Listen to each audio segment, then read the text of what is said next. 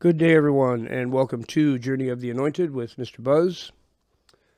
I'm going to talk about seasons here in a minute, but before I do, I just wanted to show you something that I've owned for quite a long time. It actually, it was something that belonged to my ex-wife and ended up in my possession, and I forgot all about it many years ago.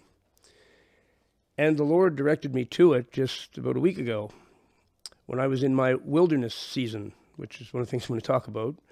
But anyway, it's a Bible in its original box. It's very old. It's very nice. It's got a zipper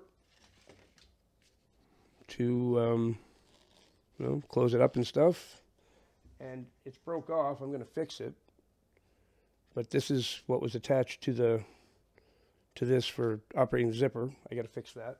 Easily fixed. Not a big deal to fix it. And it's illustrated. It actually has some very cool pictures. If I can find them easy. Let's see here.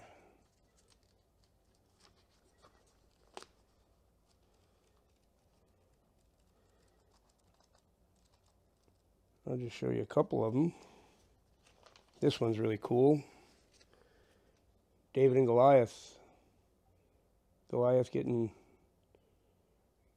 a lesson from David.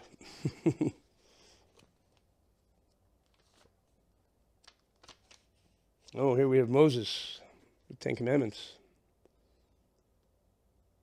So there's a bunch more too. There's Noah's Ark and Adam and Eve in the Garden of Eden and a few different ones like that. All the really, famous things everybody knows from the Bible. So the Lord has these ways of directing me to things that I have packed away, and this was one of them. There's another thing in the box too, which is something I've never heard of, but it's got this little mini book, the Gospel of St. Mark, which I've never even heard of. So yeah, it's another gospel of St. Mark. I've never heard of that before. So, yeah. The Lord directed me to this old box of stuff I have upstairs that I never thought I'd ever look into again. And he just kept nudging me to get in that box. Get in that box. There's something in there you need. It's like, why am I even looking in this box? I didn't even know. That's why. It actually had another one in there too, the New Testament and Psalms. But that one there that I just showed you is the Old and New Testament together. It's both. So that's why the Lord was so insistent that I get in that box. Pretty amazing. Now, first, before I start talking about seasons, I'm going to let you know right off the bat that I am not a very knowledgeable Christian at all. I'm a new student of Christianity, you could say. I'm I very much believe and want to be very knowledgeable. It's overwhelming when you realize how much there is to learn about Christianity and about the Bible and about how God wants us to live, and all of it. It's not you're not going to learn it in a couple months, that's for sure. You're going to spend your whole life and then still not know everything. That's how it goes. But I noticed there's certain things that almost all Christians were talking about. Seasons is one of them. I watch a lot of Christian videos, and one of the things they would always say is, it depends on what season you're in, or depending on the season you're in, and they continue. Or they'd say, you're just about out of that season and you're ready to go into your next season. And then I thought about the song, Turn, Turn, Turn, by the Byrds. The lyrics are, to everything, turn, turn, turn. There's a season, turn, turn, turn. And a time to every purpose under heaven. It's almost verbatim from the Bible, from Ecclesiastes 3 verses 1 to 8, I believe it is. It's describing the seasons of, there's a season for everything. There's a season for planting and a season for reaping. There's a season for mourning, and there's a season for rejoicing, and I mean, there's all these different things, right? I think it's 7 opposites in the whole verse. A time to be born, a time to die. You know, it's always the opposites that are in this. So to go even further, there's something called the wilderness season, which is what I'm just hopefully exiting at this moment, or very soon anyway. The wilderness season, excuse me, is a season in your spiritual journey where you'll be isolated and the Lord will work on you. It's a time of training, time of learning, time of spiritual growth, a time of sorrow, a time of sadness. It's a brutal season, actually. It's one you still want to be grateful for, because it's the one that really whips you into shape and makes you a better person, a more, you grow as a person during the season. But let me tell you, I didn't even realize that's what I've been going through for years. I've been in the wilderness season for years, isolated in this house, and sad beyond words, but changing so much. I don't even recognize myself anymore. I don't think anybody would who's ever known me. I'm quite sure I could meet anybody now that, you know, that's known me for years, and they'd be like, wow, you're not the same, are you? No. Because of this wilderness season. And it's, I bet you most of you watching this, well, I don't know about most of you, but some of you for sure are in it. And you may not even know it. So I just kept digging and poking and just looking around to learn about this. You know, what is this wilderness season everybody's talking about? Because I saw it in lots of videos. And it described my life for the last 6 years to a T. When I really dug into it, it really described my life. I couldn't believe how detailed of a description I found for what I'd been through in the last 6 years or so. Now, the good news is, once you make it through the wilderness season, and you have to think about Exodus from the Bible. They wandered around in the wilderness for 40 years. They upset God, actually, and that's why he made them do that. They doubted him. They complained. They whined about the manna. Everything. And so he made them wander around in the wilderness for 40 years until that generation of ungrateful ones died off. Then he led the rest of them to the promised land.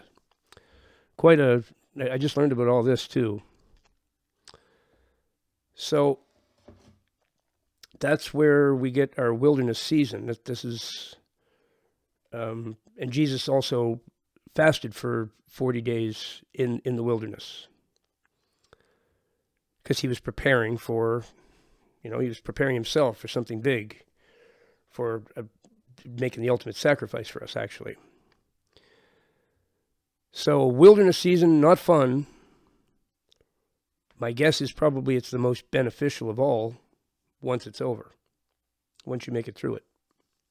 And the good news is the season that comes afterwards is clarity, stability, and restoration. And having an ability to handle new opportunities and really embrace life and, reap the benefits of what you've just been through in the wilderness season. Now, mind you, you're going to be glad when the wilderness season is over, Because I can tell you, what I've been through in the last 6 years, and I'm not complaining or whining about it. I'm actually now grateful for it, but I sure wouldn't want to do it again. Whoa. Whoa. The end of it has been so rough. That's why I've disappeared for the last while. I haven't been making videos or talking with anybody or anything. The last little while has been so rough. Well, I don't even have a keyboard anymore. I had a separate keyboard from my laptop because my laptop keyboard is half the keys don't work anymore. It overheated. So I had another one. And I got so frustrated, mad, and just, I had a total meltdown. I picked up my keyboard and literally smashed it. I'm still finding keys around the house. They went flying everywhere. I smashed my keyboard into 1,000 pieces. Cut myself quite badly. I still got the cut on my finger right there from it. On the jagged plastic, I sliced myself wide open. There was blood everywhere. It was quite something. That's how bad things got. That's how bad things got. And I thought, that's it. I really upset God now. But it was actually God pushed me to that point. And he didn't want to see me do that. I'm not saying he did, but he said, no, raw emotion is okay. You shouldn't express it that way. That's hard on your stuff and it's hard on your fingers. Don't be doing that no more. But raw emotion is okay. It was raw emotion, all right. Took me right to my limit. Some of the training I got here was more than just cockroaches, let me tell you. More than just cockroaches. So that was my wilderness season. And now I'm getting messages saying, congratulations, you have come through an absolutely brutal wilderness season and you made it. You have passed. You are there. And I feel I'm just at the edge of coming out of it now. I know I am. Oh, and am I relieved? Am I relieved? So if you're in it, all I can tell you, and it's not easy to do, try to embrace it. Try to embrace it. I think you can make it worse for yourself like I did. I made it worse for myself because, and I didn't understand I was in it. I think understanding that you're in it is half the battle maybe. You can realize why things are happening a little better then and go, okay, I'm in the wilderness season. I got to remember that I'm being trained right now. I'm being spiritually taught. And you can keep yourself a little calmer. Through a lot of it I didn't know. I only learned fairly recently what was going on, that I was in this wilderness season, and even what a wilderness season meant. I'd never even heard of it till recently. And because I didn't know, I just thought God was punishing me. I just thought he was really punishing me. That's how it felt. And that's how a lot of people feel as they go through it. He isn't. He isn't. And I watched so many videos, God isn't punishing you, God isn't punishing you, and I'm like, oh yeah, sure. And I didn't believe it. It's easy for you to say. He's not doing what he's doing to me, to you, so of course you can say that. But they were right. They were right. Refinement by fire. This is another term that I just learned in the last, few weeks or maybe a month. Think about how something really precious is refined in a fire, right? Diamonds. You make a diamond with intense heat, I believe, is how diamonds are formed. And certain metals, a blacksmith will put them in the fire, and you get them glowing hot, right? And you refine them that way. That's what happens with the wilderness season. Compared to a fire, because it's that brutal, it will take you to your absolute limit. if you haven't screamed and pounded your fists against the floor, and I banged my head against the floor at one point.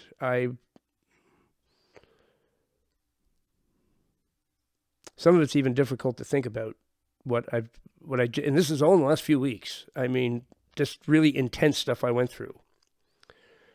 Because I think I was in it longer than I had to be because I was resisting so many things and I didn't understand. Finally, the Lord said, okay, learn about what a wilderness season is. We got to get you out of this. And I learned what was going on, and I went, oh, okay, let's get this done. Let's get this done because I don't want to stay in this forever. And then things accelerated, and I got through the last bunch of tests. It's all just a test. It's a test. Training and tests. Training and tests. Training and tests. Over and over. Over and over. The ones you don't get, you do them again. You do them again. I did some of them 95 times. Honestly. And the messages that I was getting about it, he's got angels, he's got destiny helpers out there. The Lord has people out there watching over you as you go through this and guiding you and giving you advice through YouTube in a big way. YouTube is your best friend when you're doing this. And they were telling me, look, your wilderness season is ridiculously long. Okay, this is a real long one, which can mean either you're resisting a lot and just not getting it quick enough, or you're being super refined. And most of the messages told me that that's what it was, that I was being, maybe a combination of both. I think I also resisted quite a bit and didn't understand, but I was also being super refined. Because some of what I went through was, I don't know that everybody who gets these trials gets the same ones I got. I'm not going to go into detail about them. In case you do go through them yourself, I'm not going to spoil and give away the answers. The only way it works is if you figure it out on your own. That's what I had to do, and that's what everyone has to do, I guess. But I think I've been super refined for whatever is next. There's something coming next that I don't know yet. And I'm looking forward to learning what it is. Whatever it is, I feel confident I'm ready after that super long wilderness season. So that's what a wilderness season is, folks. If you're going through it, try and embrace it. Don't fight it. Once you realize that's what you're in, there's no way out except passing it. There is no way out. You can try to walk away. If the Lord doesn't want you to, you won't be able to. Because I think I even tried to do that twice, maybe 3 times. There's no walking away. He'll pull you right back in and say, we're going to get this done one way or another. Do it the easy way or the hard way, your choice. A guy I knew once compared it to Navy SEAL training, because it's brutal. It's brutal. And I think the Lord's philosophy on it is, well, it's not going to kill you. It feels like it's going to. It really does. It did many, many times. It took me to my absolute limit, as far as I would ever want to go for the sake of training and self-improvement. But I bet the Navy SEALs, too, they sit around after it's all done and go, boy, I'm tough now. I'm ready to go. Send me on a mission. I'm ready to work. I'm ready to do it. And that's how I feel. So, the Lord knows what he's doing. Don't second guess him. He knows. He knows. And that's it. That's my spiel in the wilderness season. If you're in it, like I say, embrace it and turn to Jesus Christ immediately for assistance, because he is the way, the truth, and the life, the Lord of Lords, and the King of Kings.